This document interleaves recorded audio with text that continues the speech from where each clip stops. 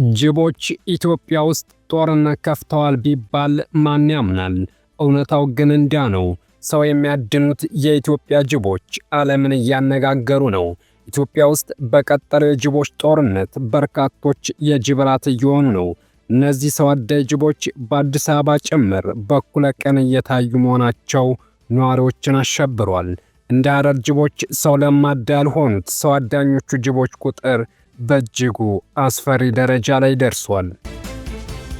መረጃዎች እንደሚያመላክቱት ባለፉት 2 ዓመታት በአዲስ አበባና በአዲስ አበባ ዙሪያ ብቻ በርካታ ሰዎች በጅቦች ታድነው የጅቦች ራት ሆነዋል። ቴዲ አፍሮን ጨምሮ የበርካታ አርቲስቶች መኖሪያ ሰፈር የሆነው ጣፎ ሲሲዲ መንደርም በእነዚህ የጅቦች መንጋ እየታመሰና እየተሸበረ ይገኛል። ውድ የቻናላችን ቤተሰቦች፣ በኢትዮጵያ የቀጠለ የጅቦች ጦርነት በዓለም መድረክ መነጋገሪያ ሆኗል። ሰው የሚያጠምዱትና የሚያድኑት ጅቦች ጉዳይ በፖለቲካው እሳት የተወጠረውንና ሕዝብና መንግስትን ጭምር አሳስቧል። በዚህም መንግስት በጅቦች ላይ የተጠና እርምጃ ለመውሰድ ማሰቡም ታውቋል። ቪዲዮውን ላይክና ሼር በማድረግ ጥቂት ደቂቃዎችን አብራችሁን ከቆያችሁ ስለ እነዚህ ጅቦች አስደናቂ መረጃና ልዩ ተፈጥሮን እናስቃኛችኋለን። አብራችሁን ቆዩ። ጅብ ሕዝብን እያመሰ ነው። እዚያ ሰውና ጅብ በአንድ አፍ ስጋ ይጎራረሳል። እዚህ ደግሞ ጅብ ሰው ሲያድን ይውላል። አስፈሪ የጅብ መንጋ ተከስቷል። ሰው አጥማጅ ጅቦች በአዲስ አበባ የኮሪደር ልማት ላይ በጠራራ ፀሐይ ጭምር ሲገማሸሩ ማየት የተለመደ ሆኗል። የታዋቂ አርቲስቶች መኖሪያ መንደር የሆነው ጣፎ ሲሲዲ በእነዚህ የጅቦች መንጋ እየተሸበሩ ካሉ አካባቢዎች መካከል እንደሆነም ተሰምቷል። ስልጤ፣ ሀላባ፣ አዲስ አበባ ዙሪያ፣ ጎንደርና ጅማ የጅቦች መንጋ በስፋት ከሚንቀሳቀሱባቸው አካባቢዎች መሃል ጥቂቶቹ ናቸው። ከቅርብ ጊዜ ወዲህ ይህን ያህል ሰዎች በጅብ ተበሉ የሚለው ዜና እየተበራከተ መጥቷል። በሚያስደነግጥ መልኩ በሰው አዳኝ ጅቦች የሚነከሱ ሰዎች ቁጥር ይበልጥ እየጨመረ ነው። የስልጤ ዞን የጅብ ጥቃት ላብነት የሚነሳ ነው። ስልጤ ዞን አልቾ ውሪሮ ወረዳ ላይ ከእንስሳት አልፎ በጠራራ ፀሐይ የሰውን ልጅ እየበላ ነው። አልቾ ውሪሮ ወረዳ ጎኔ ቀበሌ ልዩ መንደር መናሮ ላይ ዕድሜው 11 ዓመት የሆነ ሕፃን በአሰቃቂ ሁኔታ መበላቱ ይታወቃል።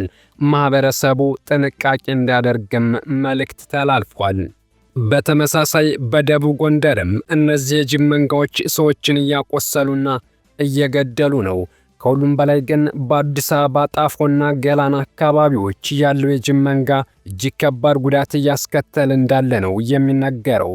ከወራት በፊት በታዋቂ ግለሰቦች የመኖሪያ መንደር ሲሲዲ የጅቦቹ መንጋ ከባድ ጥቃት አድርሰዋል። ጥቃቱ አሁንም አልቆመም። ካንትሪ ክለብ ዴቨሎፐርስ ወይም ሲሲዲ በተባለ የመኖሪያ መንደር ግቢ አካባቢ የአንድ መኖሪያ ቤት ጥበቃ የሆነ ግለሰብ በጅብ ተበልቶ መሞቱን ነዋሪዎች አረጋግጠዋል። ነዋሪዎቹ እንደሚሉት ከሆነ ጅብ ከ12 ሰዓት ጀምሮ አንዳንድ ጊዜም ከ11 ሰዓት ጀምሮ በመኖሪያ መንደሩ አካባቢ መታየት የሚጀምርበት ጊዜ እንዳለ ጠቅሰዋል። ከጅቦቹ ብዛት አንጻር በጣም ያስፈራል ያሉት በአካባቢው ያሉት ጥበቃዎች ከዚህ ቦታ ትለፉ ብለው የሚከለክሉባቸው ቦታዎችም አሉ። ጅቡ በመኖሪያ መንደር ውስጥ ግንባታቸው ባልተጠናቀቁ መኖሪያ ቤቶች ውስጥ እየኖሩ እንደሆነ ይነገራል። የኢትዮጵያ የዱር እንስሳት ልማትና ጥበቃ ባለስልጣን የህብረተሰብ ትብብር ዳይሬክቶሬት ዳይሬክተር አቶ ባንኪ ቡዳሞ ወደ ስፍራው ተልኮ የነበረው ሁኔታውን የሚያጣራ የባለሙያዎች ቡድን በአካባቢው በርካታ ጅብ እንዳለ ሪፖርት አድርጓል ብለዋል። በአካባቢው ያለው የጅብ ብዛት በነዋሪው የዕለታዊ እንቅስቃሴ እንዲሁም ኑሮ ላይ ከባድ ጫና እያስከተለ መሆኑን ሪፖርቱ ያስረዳል። በዚህ መሰረት የጅብ ቁጥርን ለመቀነስና ተደናግጦ አካባቢውን ጥሎ የሚሸሽ ከሆነ በሚል ጥረት ተጀምሯል ያሉ ሲሆን ይህ ካልሆነ ደግሞ ሌላ አማራጭ እንደሚፈለግ ገልጸዋል። ነዋሪው በተኩስ ድምፅ እንዳይረበሽ ቀደም ብሎ ማስጠንቀቂያ ከተሰጠ በኋላ ለቀናት የዘለቀ አደን ተደርጎ 7 ጅቦች መገደላቸውን ኃላፊው ተናግረዋል። ይሁን እንጂ ከ3ኛው ቀን በኋላ የአደን ስራው መሳካት አለመቻሉን የሲሲዲ ሰራተኛው 3ኛው ምሽት ላይ ጅቦቹ ተደብቀው ሊገኝ አልቻሉም ሲል ለቢቢሲ ገልጿል። የአደን ስራው ከቆመ በኋላ አሁን በአካባቢው ጅብ መታየት መቀጠሉን ነዋሪዎች ይናገራሉ። በአሁኑ ወቅት ግንባታቸው ባልተጠናቀቁ መኖሪያ ቤቶችና ህንፃዎች ውስጥ እየኖረ ያለ የጅብ መንጋ ለህዝብ ስጋት እንዳይሆንና የሰውና የጅብ መኖሪያ የተለያየ ማድረግ የሚቻልበት መንገድ ዳግም የምንመለከተው ይሆናል ሲሉ አቶ ባንኪ ለቢቢሲ ተናግረዋል። ባለሙያው ጅቦች በከተማዋና በከተማዋ ዙሪያ ለምን ወደ ሰዎች መኖሪያ እየመጡ እንደሆነ ሲያስረዱ የጅብ መኖሪያ በሰውን እየተያዘ ጅብ ከሰው ጋር እየተቀላቀለ ነው። ደን የለም፣ እየተመነጠረ ነው። የተረፈ ምግብ በየሜዳው ስለሚጣል ጅብ ሰው ወዳለበት ይመጣል ብለዋል አቶ ባንኪ። ከአኗኗር መቀየር ጋር ተያይዞ የእንስሳት ባህሪ ሊቀየር እንደሚችልም ይናገራሉ። የሚውሉበትና የሚያድሩበት ቦታ ተቀየረ። በቀላሉ ያገኙት የነበረው ምግብ ካነሰባቸው ወይም ካጡ ሰው ወደሚኖርበት ቦታ መሰማራታቸው ግድ ይሆናል። አሁን በተጨባጭ እየሆነ ያለው ይህ ነው ብለዋል። ከአዲስ አበባ መስፋትና ከደኖች ምንጠራ ጋር ተያይዞ የጅብ መንጋ በእንዲህ መልኩ አዲስ አበባን እያመሳትና እያሸበራት ነው። ጉዳዩ እጅግ አስደንጋጭ ሲሆን መንግስት በአፋጣኝ እርምጃ መውሰድ አለበት። ያ ካልሆነ ግን ሰው አዳኝ ጅቦች ህዝቡን መጨረሳቸው ነው። ይህን ያህል ስለ ኢትዮጵያው የጅብ ጦርነት ከነገርናችሁ ዘንድ ስለ ጅቦች አንዳንድ እውነታዎችን እንንገራችሁ። ጅብ የሚለው ቃል አዲስ አማርኛ መዝገበ ቃላት ሲፈታው የአውሬ ስም፣ የውሻ፣ የድብ፣ የተኩላ፣ የቀበሮ አይነት በማሽተት አውቆ ወገኖችን የሚጠራ በደን የሚኖር የአህያ ጠላት ይለዋል። ጥናቶች እንደሚሉት ጅብ 3 አይነት ዝርያዎች ያሉት ሲሆን እነሱም ሽልምልም ጅብ፣ ቀመር ጅብና ዥንጉርጉር ጅብ ናቸው። ጅቦች ክብደታቸው ከ40 እስከ 90 ኪሎ ግራም ይመዝናሉ። ወንዱ ጅብ አነስ ሲል፣ ሴቷ ጅብ ግዙፍ ነች። ጭራቸው አጭርና ጎፈር ያለው፣ የቆዳቸው ቀለም በጊዜው ይቀየራል። ትልቅ ጭንቅላትና ያገኘውን መቆረጣጠም የሚችል ኃያል ጥርስ አላቸው። እንደሚታወቀው ጅብ ስጋ በል እንስሳ ነው። የሚበላው ሲያጣ ግን አትክልትና ፍራፍሬ ቢሆን ይቀማምሳል። በአደን ወቅት በቡድንም በተናጠልም ያጠቃሉ። በብዙ ተረቶቻችን ላይ ጅቦች ፈሪ ተደርገው ይሳላሉ። ይህ ግን የተሳሳተ ግምት ነው። ጅብ የሚመገበው ምግብ እጥረት ካጋጠመው ከአንበሳ መንጋ ቢሆን አስጥለው ይመገባሉ።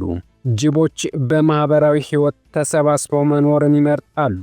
ምንጊዜም የመንጋው መሪ ሴት ጅብ ነች። በመንገድ ላይ ወንዱ ጅብ ሴቷን ካየ አስደናቂ በሆነ ቅልጥፍና ለሴቷ መንገድ ይለቅላታል። አስገራሚው ደግሞ ጅቦች ስሪያ የሚፈጽሙት በቡድን ነው። አንዷን ሴት ጅብ እየተፈራረቁ ይሰሯታል።